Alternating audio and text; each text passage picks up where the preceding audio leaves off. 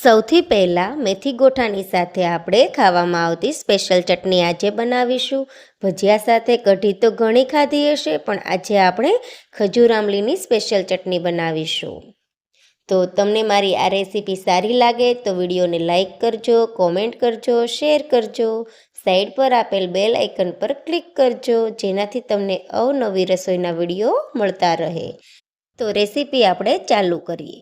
સૌ પ્રથમ કુકરની અંદર આપણે પહેલાં પોણો ગ્લાસ જેટલું પાણી લેવાનું છે.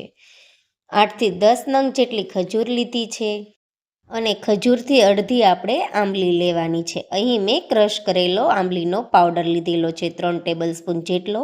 અને ત્યારબાદ મેં અહીં આખા ધાણા લીધેલા છે. 1 ટેબલ સ્પૂન જેટલી વરિયાળી લીધેલી છે. 1 ટેબલ સ્પૂન જેટલું આપણે સ્વાદ અનુસાર મીઠું એડ કરવાનું છે અને 1 ટેબલ સ્પૂન જેટલી ખાંડ એડ કરવાની છે. થોડા એવા મેં અહીં ગોળના ટુકડા લીધેલા છે અને 1 ટેબલ સ્પૂન જેટલું આપણે ધાણા જીરું પાવડર એડ કરવાનું છે અને 1 ટેબલ સ્પૂન જેટલું કાશ્મીરી લાલ મરચું એડ કરવાનું છે અને અડધી ટેબલ સ્પૂન જેટલું હિંગ અને 1 નંગ જેટલું લીલું મરચું એડ કરવાનું છે.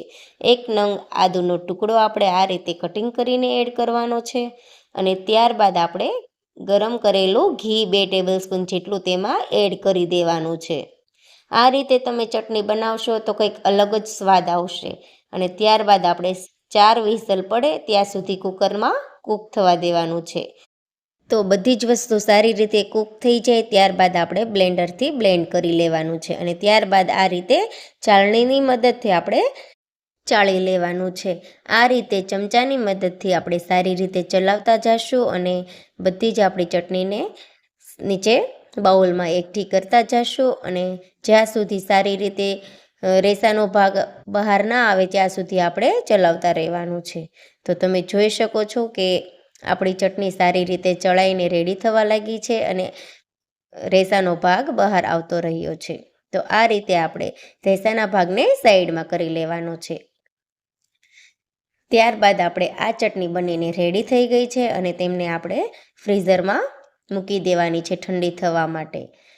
અને ત્યારબાદ તેની ઉપર આપણે થોડા એવા લીલા ધાણાને ગાર્નિશ કરીશું. તો તમને મારી આ રેસીપી કેવી લાગી તે મને કોમેન્ટ બોક્સમાં જરૂરથી જણાવજો અને આ સ્પેશિયલ ચટણી તમે જરૂરથી એકવાર ટ્રાય કરજો. મેથી ગોટા કે ભજીયા કે ગમે તેની સાથે તમે સર્વ કરી શકો છો.